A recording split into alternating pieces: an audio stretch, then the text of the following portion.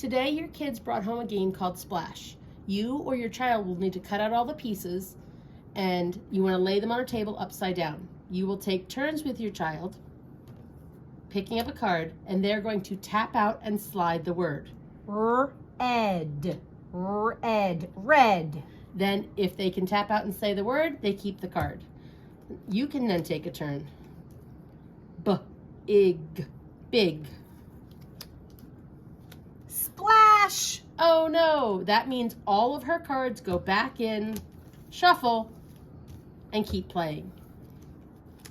Get.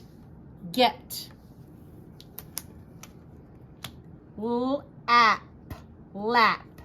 This is a great way to practice sounding out CVC words and blending them. A lot of the kids really need to think about that middle vowel sound, so it's a great way to practice and a fun game that we've played at school. Have fun playing.